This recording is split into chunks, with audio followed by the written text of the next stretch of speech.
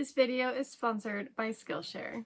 Hi friends, welcome back to my channel. Today I'm going to be showing you 7 more crochet tricks that will help you be a better crocheter. This is a part 2 video to the first video that was 5 crochet tricks, and if you want to check that video out, go ahead and check that out right up here.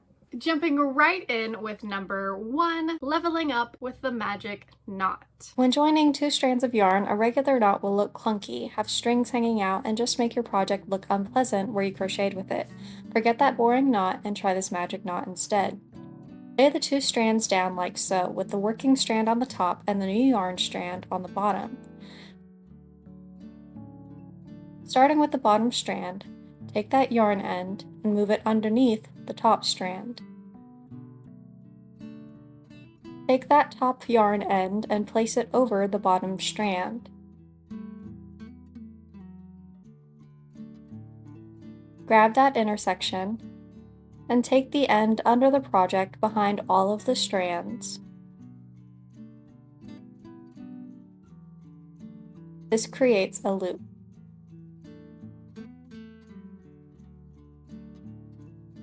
Take that yarn end and pull through that loop.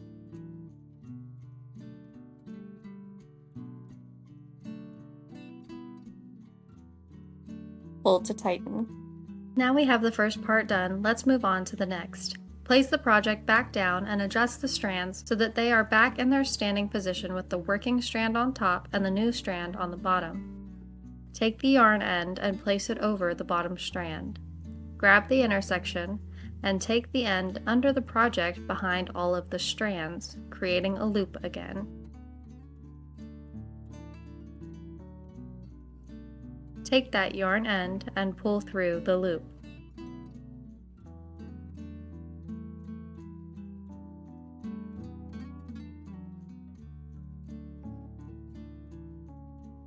Pull to tighten.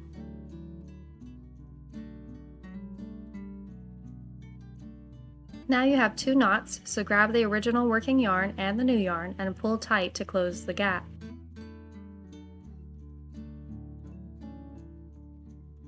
Cut the ends and your magic knot is ready to go. This knot will be just as strong as the regular one, but will blend in much better with your project and be easier to work with. And number 2, trade the regular decrease for an invisible decrease. When closing amigurumi projects, you're usually left with working regular decreases like so to finish it off. These, however, can cause some unsightly gaps in the project, leaving the stuffing to poke through a bunch of gaps. So try the invisible decrease instead. Take your hook and work in the front loops only of the next stitches. Go through the front loop of the next stitch, and then the front loop of the next. Pull up some yarn through the first 2 loops, leaving 2 loops on the hook. Yarn over and pull through those last 2. This is the invisible decrease. On the left we use the regular decrease, and on the right we use the invisible decrease. Although the change looks subtle here, the bigger the hook or the yarn you use, the bigger the gaps become, and that's where the invisible decrease really saves the day. Number 3, change the size of a project without altering the pattern. Sometimes when working on a project, you'll find that the final product might be smaller or bigger than you hoped for. Use this trick to adjust the size of a project without having to make any alterations to the pattern. Here I've made 2 chonky dinos using the exact same pattern, but the one on the left was made with a weight 5 plush yarn and a 4mm hook, and the one on the right was made with a weight 6 plush yarn and a 6mm hook. By increasing the yarn and the hook size, the project got bigger, and by decreasing the yarn and the hook size, the project got smaller.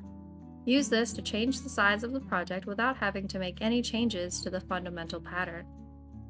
Speaking of these crochet tips and tricks, I've been crocheting for well over 2 years and I am still learning something new every day. I recently took a class with Tony from TL Yarncraft where she talked about 5 more crochet hacks that every beginner should know about. I learned how to make straighter edges, what the foundation chain method was, and several more, which has been a lifesaver when working on my crochet clothing projects, like working on my cardigans. And I found her class on Skillshare. Skillshare is an online learning platform with thousands of topics from photography to music to marketing, game development, woodworking, and many more. The classes go from beginner to advanced with a self-paced structure to help you go from dabbler to pro in a matter of hours. And there are tons of crochet classes available to suit the needs of every crocheter just like you. And what's even better is Skillshare is offering my subscribers a 1-month free trial to the first 500 people who click the link in the description box below. This is an awesome offer, so be sure to take advantage of it and get started today. Moving on with crochet trick number 4, the Amigurumi rule of thumb. When working with yarn, there's always a recommended hook size that's written on the skein for what you should be using with it. However, for Amigurumi, using the recommended hook size usually leaves quite a bit of gaps in the project where the stuffing shows through. To fix this, many crocheters use this rule when making their projects. Whatever yarn you are using, take the recommended hook size and subtract 2.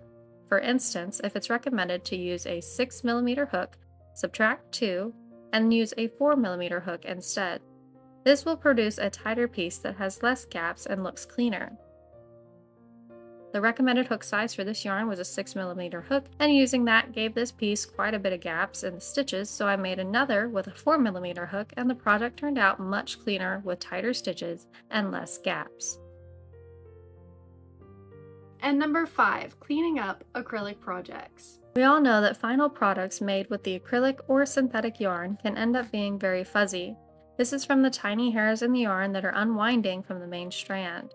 If you want your projects to lose the fuzz and look cleaner, try this method. Carefully take a lighter and quickly pass it over the project. This will melt the hairs, making the project look much better. Please keep in mind that this trick only works with synthetic fibers such as acrylic yarn, as synthetic fibers will melt. Natural fibers like cotton will likely catch on fire, so this trick should not be used on them. Remember to also do this in an adequately ventilated area, and if you want to avoid using a lighter altogether, substitute the lighter for a heat gun instead on the synthetic fibers.